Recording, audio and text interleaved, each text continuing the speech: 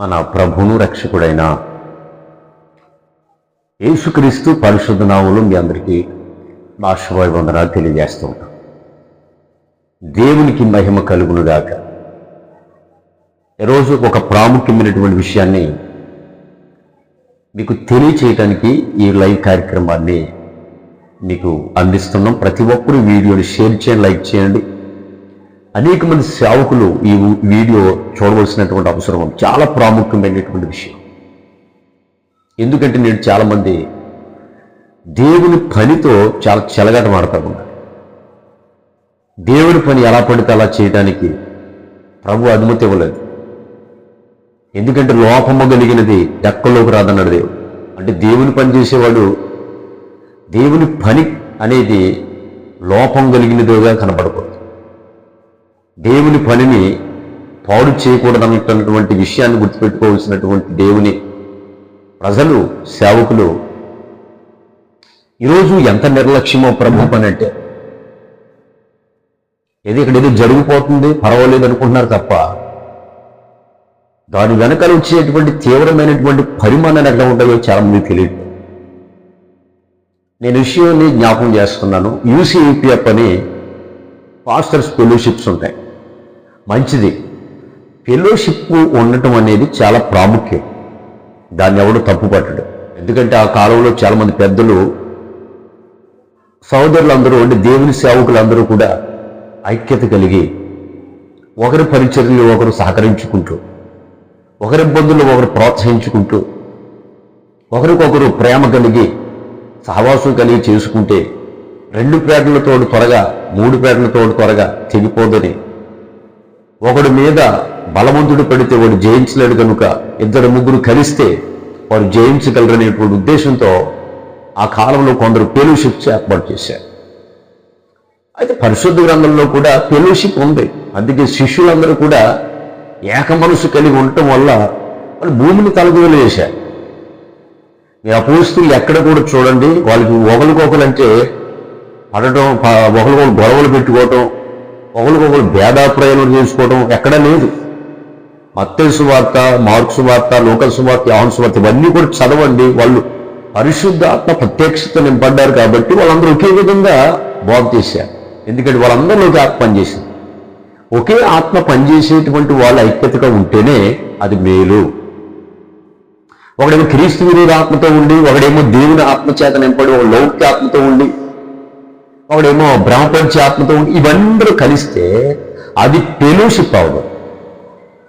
అది కేవలం ఏంటంటే దింపులు తీసే సంఘం, ఓల్పి సంఘం, ఆర్టీ యూనియన్లు అన్నట్టు చూసారా, దాంతో సమానం అన్నమాట ఇలాంటి లింకులు ఉన్నవాళ్ళు. ఫెలోషిప్ అంటే పరిశుద్ధులు, దైవల జనులందరూ కూడా సత్యమునకు వ్యతిరేకంగా జరుగుతున్నటువంటి బోధనను ఎదుర్కోవాలి. సత్యానికి వ్యతిరేకంగా జరుగుతున్నటువంటి బోధనను ఎదుర్కోవటమే ఫెలోషిప్. అలాంటి ఫెలోషిప్కి కొందరు అధ్యక్షులుగా, ప్రెసిడెంట్లుగా లేదా కమిటీగా ఏర్పాటు చేస్తూ ఉన్నారు కొంతమందిని. అసలు ఒక ఫెలోషిప్కి ఒక అధ్యక్షుడు ఎవరిని పడితే అని పెట్టచ్చా? అది దగ్గర జనం ఉంటారు, లేదా పెద్ద చర్చి కోడు కట్టాడు, రేకుల షెడ్డు, లేదా బిల్డింగ్ కట్టాడు, దగ్గర ఒక 200 మంది 300 మంది ఉంటారు, కొంచెం డబ్బు ఉన్నవాడు. ఈయన ఫెలోషిప్గా పాడేస్తే ఇది అందరికీ కూడా సాయం చేస్తాడు అని ఇలా ఏర్పాటు చేయొచ్చా? ఉన్నాయి. డబ్బుని బట్టి కూడా ఫెలోషిప్స్ ఉన్నాయి. రెండోది కులం. వీడు పెద్ద కులం వాడైనా అయితే ఇతను మనం ఫెలోషిప్లు ఏర్పాటు చేద్దాం. వీళ్ళందరూ కూడా మరి ఇందులో కూడా గ్రూపులు, సహోదరులు ఐక్యత అంటారు. కానీ ఒక ఫెలోషిప్లోని, ఒక మండలంలోని, ఒక జిల్లాలోని మనందరూ కూడా రాజకీయాలు, గ్రూపులు. ప్రభు చెప్పాడు ఇది బబులోనని. పులి ఉంది, సింహం ఉంది, మేక ఉంది, అన్నీ ఉంటాయి అందులో. యోధా గోత్రపు సింహం లాంటి దేవుని అందులో నుంచి వచ్చినటువంటి యోధులు, వీరులు అనేటువంటి వారితో కలిసి కలవలేరు. నామకార్థ సేవకులతో కలవలేరు. అయితే ఈరోజు పరిశుద్ధుడైన దేవుని యొక్క ఆ పని మీద అధ్యక్షుడిగా ఉండాలంటే ఎలాంటి క్వాలిటీస్ ఉండాలి? బైబిల్ ఏం అడగరా? అంటే వాడికి నలుగురు జనాలు పోగు చేసుకుంటే డబ్బు ఉంటే ఏదో కుల పేరుంటే పెట్టేస్తారు అధ్యక్షుడు. కానీ మరి అతనికి క్వాలిఫికేషన్స్ ఏముద్దా? దేవుడు క్వాలిఫికేషన్ చేయొద్దా? మీరు డిక్లేర్ చేసేసి మీరు చేతులు ఎత్తేసి మీరు నిలబడిపోయి ఆడిపెట్టండి నిలబెట్టండి అంటున్నారు. కానీ మరి బైబిల్ తేల్చొద్దా ఎవరిని అధ్యక్షుడిగా పెట్టాలి, ఎవరిని కమిటీలో ఉంచాలో? గుర్తుపెట్టుకోండి, పరిశుద్ధ గ్రంథంలో ఒక అధ్యక్షుడిగా పెట్టాలంటే లేదా ఫెలోషిప్ నడిపిస్తున్న నాయకులు ఎలా ఉండాలి? ఫెలోషిప్ నడిపిస్తున్నటువంటి నాయకులకి లక్షణాలు లేకపోతే వాడు ఫెలోషిప్ నాయకుడిగా ఉండొద్దు. ఉన్నావా రేపు దేవుడిని భయంకరంగా చంపుతాడు. ఎందుకంటే నువ్వు చాలా తెగడిపోతావు, చాలా ఘోరంగా ఉంటుంది పరిస్థితి నీకు. నువ్వు ఫెలోషిప్ అధ్యక్షుడిగా ఉండాలనంటే, నాయకుడిగా ఉండాలనంటే నీకు ఇప్పుడు నేను చదువుతాని లక్షణాలన్నీ ఉండాలి. అలా ఉంటేనే రేపు ఎవడైనా సరే ఫెలోషిప్లో నాయకులుగా దేవుని సేవకులైనటువంటి వారికి పైవాడిగా ఉండి వారిని ఏలుబడి చేయాలి, వారిని సరి చేయడానికి నువ్వు నిలబడాలి. అంతేగాని డబ్బును బట్టో ఎన్నుకునేవాళ్ళు ఏర్పరచుకునేవాళ్ళు డబ్బును బట్టి కులాన్ని బట్టి కాదు. దరిద్రపు అలాంటి బుద్ధి మానండి. కుక్క బుద్ధి మొక్క దగ్గర తెలుస్తుంది. నేడు దేవుని సేవకులు మీ కులం ఏంటి? దరిద్రం. గడ్డి తింటున్నారు, అన్నం తింటున్నారా మీరు? నిజంగా మీరు భోజనం తింటున్నారు, భోజనం తినే సేవకులైతే మీ కులమేంటి? మిమ్మల్ని మట్లేని భూమిలో తొక్కుపడేస్తారు దేవుడు. ఇలాంటి దరిద్రాన్ని విడిచిపెట్టి బయటకు రండి. యేసు నామములో మీకు ప్రభు మారు మనసు ఇచ్చును గాక. విషయం ఏమిటంటే, ఫెలోషిప్గా ఒక నాయకుడిగా ఉండాలంటే వాడు కలిగే అర్హతలు ఏంటో చెప్తాను చూడండి. ఈ అర్హత లేని వాడు ఎప్పుడైనా సరే వాడు ఫెలోషిప్ నాయకుడు ఉండకూడదు. అలాంటి వాడిని అసలు యాక్సెప్ట్ చేయకూడదు. పరిశుద్ధ గ్రంథంలో 1 తిమోతికి రాసినటువంటి పత్రిక 3వ అధ్యాయం చదువుతున్నాను చూడండి. ఎవడైనను అధ్యక్ష పదవిని ఆశించిన ఎడల, అధ్యక్ష పదవిని, ఉదాహరణకి ఒక మండలం తీసుకోండి. మండలంలో ఒక అధ్యక్షుడిగా, ఒక ప్రెసిడెంట్గా, ఆ 80-90 మంది సేవకులకి ఒక నాయకుడిగా ఎవడైనా ఉండాలనుకుంటే వాడు లక్షణాలు ఏంటి చెప్తాను చూడండి. అట్టివాడు దొడ్డ పనిని అపేక్షించుచున్నాడని మాట నమ్మదగినది. చాలా కష్టమైనటువంటిది ఆ పదవి. నేను అయిపోతానంటే కుదరదు. బైబిల్ డిక్లేర్ చేయాలని అది చాలా కష్టమైనటువంటిది. అధ్యక్షుడు వాడు నిందారహితుడను, చూడండి, నిందారహితుడు. నింద ఉండకూడదు దాని మీద. అధ్యక్షుడిగా ఉండవలసిన వాళ్ళు ఏముండకూడదు? నింద పడకూడదు. నిందారహితుడను. 2 ఏకపత్ని పురుషుడు. 2 కొంపలు ఉండకూడదు, ఒక ఇల్లే ఉండాలి. ఏకపత్ని పురుషుడు అంటే ఒక భార్య ఉండాలి. 2 కొంపలు మాపి 4 కొంపలు మాపి కోయిట్లో గావని పెట్టి, లేకపోతే ఇంటికాడో గావని పెట్టి, హైదరాబాద్లో గావని పెట్టి ఈ దుకాణాలు మార్చేటువంటి వాడు పనిచేయడు. ఏకపత్ని పురుషుడు, ఒక్క భార్య ఉండాలి అధ్యక్షుడిగా ఉన్నవాడు ఎవడైనా సరే. తర్వాత మితానుభావుడు. మితానుభావుడు అంటే అర్థం ఏంటి? కొంచెం జ్ఞానంగా బ్రతికేవాడుగా ఉండాలి, మితముగా ఉండాలి. 3 స్వస్థ బుద్ధి గలవాడు. బుద్ధి మంచిగా ఉండాలి. స్వార్థపూరితమైన బుద్ధి ఉండకూడదు. స్వార్థపూరితమైనటువంటి లక్షణం ఉండకూడదు. ఆని తొక్కేద్దాం, ఈయన తొక్కేద్దాం, వాడిని నాశనం చేద్దాం, వీడిని నాశనం చేద్దాం, వాడి జనాలు ఎత్తుకుపోదాం, వీడి జనాలు ఎత్తుకుపోదాం అనేటువంటి దరిద్ర బుద్ధి ఉండకూడదు. స్వస్థ బుద్ధి, మంచి బుద్ధి ఉండాలి. స్వస్థ బుద్ధి అంటే అర్థం ఏంటంటే నీ యొక్క ఆలోచన దేవునికి మనసుకు తగినట్లుగా ఉండాలి. దేవుని మనసును టచ్ చేసే విధంగా ఉండాలి నీ బుద్ధి. స్వార్థ బుద్ధి వేసుకుని ఎవడని ఎదుగుతూ ఉంటే ఓర్చుకోలేని వాడు, ఇలాంటి వాడు అధ్యక్షుడికి పనిచేస్తాడా? ఆని తొక్కేద్దాం, ఈయన తొక్కేద్దాం, ఇలాంటి పక్షపాతం ఉండకూడదు. బుద్ధినికరంగా ఉండాలి అధ్యక్షుడికి. మర్యాదస్తుడు, గౌరవంగా మాట్లాడటం నేర్చుకోవాలి. నీకంటే చిన్న సేవకుడు వస్తాడు నీ దగ్గరికి, అతనికి 10 మందే ఉంటారు, లేకపోతే 5గురే ఉంటారు. అలాంటి వాడితో కూడా మర్యాదగా మాట్లాడాలి. నీ దగ్గరికి 100 మంది కలిగిన కాపరు వస్తాడు, వాళ్ళ దగ్గర కూడా నీవు మర్యాదగా మాట్లాడాలి ఆ సేవకుడి దగ్గర. ఒకవేళ 500 మంది సేవకుడు వస్తాడు, అతను ఒకే విధంగా గౌరవించాలి. 10 మంది కలిగిన కాపర్ని మర్యాదగా చూపాలి నువ్వు. 100 మంది కలిగినటువంటి కాపురులు కూడా నువ్వు గౌరవించాలి, మర్యాద ఇవ్వాలి. మూడవది ఏమిటంటే మర్యాదస్తుడును అతిథి ప్రియుడును. నీ ఇంటికి ఎవరైనా వచ్చారనుకోండి, ఆతిథ్యం ఇవ్వాలి. అంతేగాని వెళ్ళిపోతాం, ఎప్పుడు వెళ్ళిపోతాం బాబు అన్నట్టుగా కాదు. అతిథి ప్రియుడును బోధింపదగిన వాడై ఉండి, బోధించాలి, బోధ ఉండాలి. అంటే నువ్వు జనాలకి బోధించే దమ్ము ఉండాలి నీకు.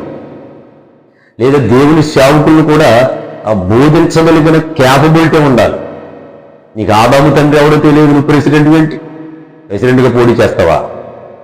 నువ్వు అధ్యక్షుడిగా ఉండాలంటే ఏం ఆశిస్తున్నావు తెలుసా? నీకు బోధించే సామర్థ్యం ఉండాలి, ఆత్మ ఉండాలి, బోధించే ఆత్మ ఉండాలి నీకు. తర్వాత మద్యపాని కొట్టేవాడును. మొన్న ఒక పాస్టర్ గారు ఫోన్ చేశాడు, మందు తాగే అలవాటు ఉందంట ఆయనకి, ప్రెసిడెంట్గా ఉంటానని చెప్పి గొంతులేస్తున్నాడట.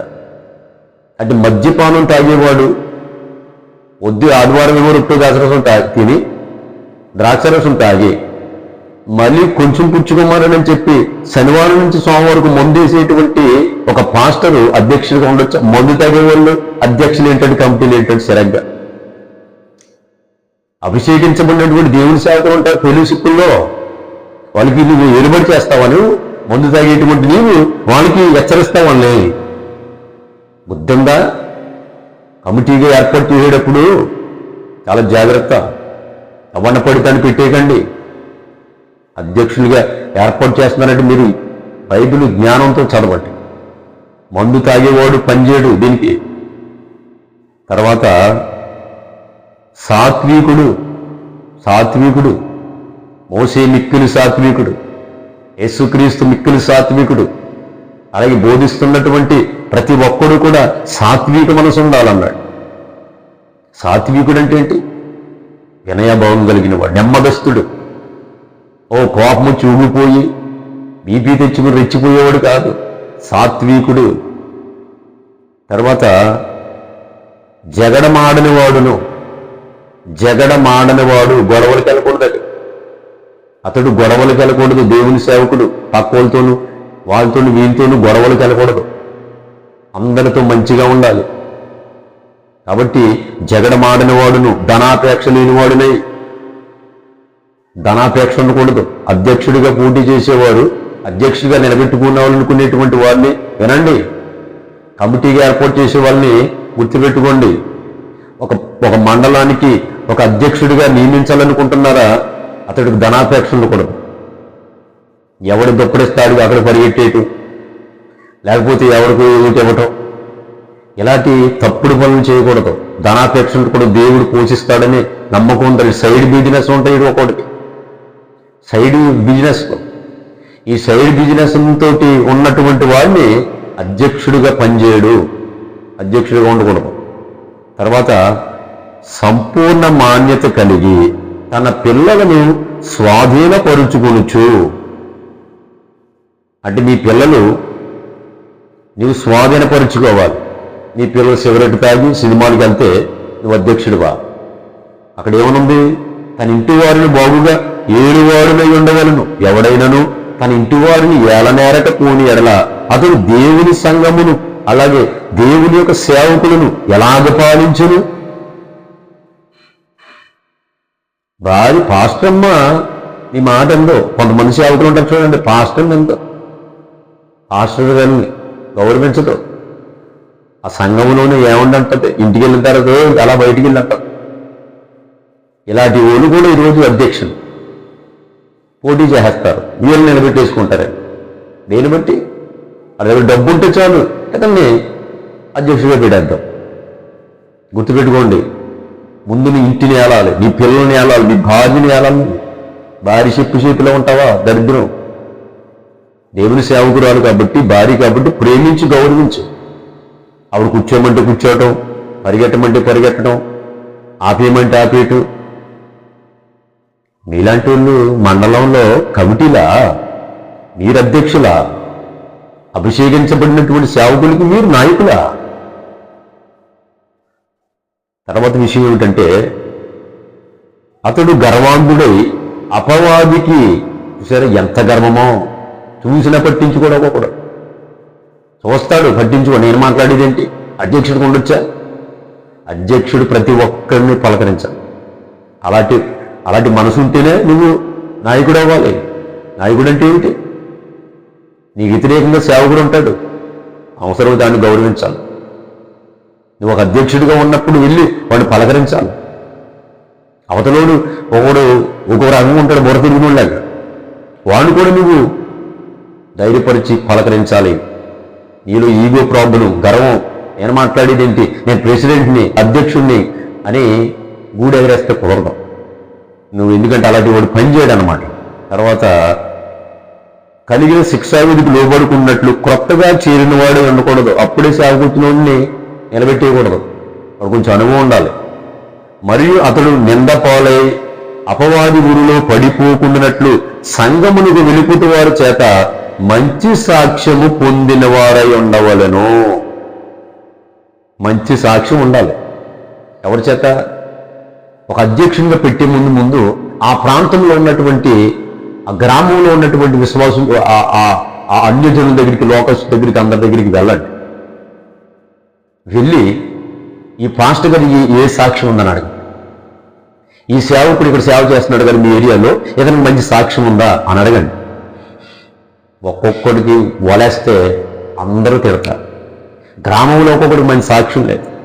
ఆ పాస్టర్ గారండి అతను మూసేత్తకండి బాబు, దరిద్రం అండి బాబు, అతని వల్ల దేవునికి చెడ్డ పేరు వస్తుంది అని అంటూ ఉంటారు. ఇలాంటి వాళ్ళు అధ్యక్షుడు.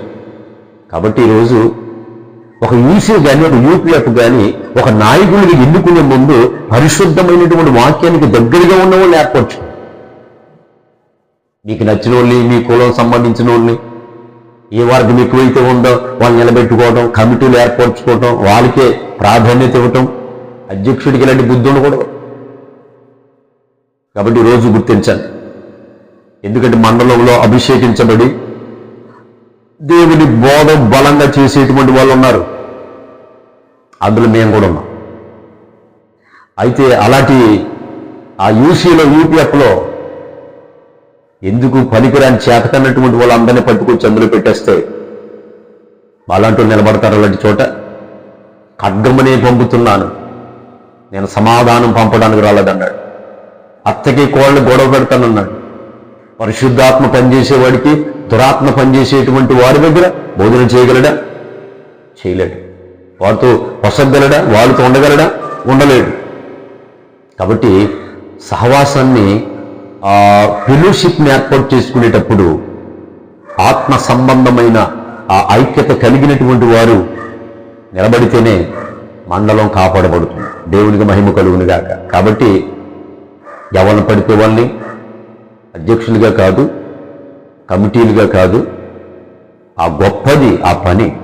అనేక సేవకులకి మాదిరి చూపించే విధంగా ఎదురాడే వారిని, పోరాడుతున్న వారిని, వ్యతిరేకంగా ఉన్నవారిని అణచగలిగినటువంటి లేఖనాల్లో ప్రావీణ్యత పొందిన వారిగా కూడా ఉండాలి. పరిశుద్ధ గ్రంథంలో ఏ పుస్తకం ఎలా ఉందో ఏంటో తెలియదు కొంతమంది. వీళ్ళని అధ్యక్షులుగా పెట్టున్నారు. కాబట్టి దేవుని సేవకులు గమనించండి. పెద్దలైన వారు, నాయకులైన వారు, మీరు ఎవరినైనా ఏర్పాటు చేసేటప్పుడు వాళ్ళు పరిశుద్ధ గ్రంథానికి ఈ లక్షణం ఎవరు లేవనుకోండి, దాన్ని తీసేయండి అంతే. ఈ లక్షణాలు కలిగి ఉపదేశానికి దగ్గరగా ఉండేవాడిని సిద్ధపరచండి. దేవుడు సంతోషిస్తాడు. ఆయన పని అద్భుతంగా జరుగుతుంది. అలాంటి గొప్ప కృప దేవుడిచ్చునుగాక. ఆమేన్.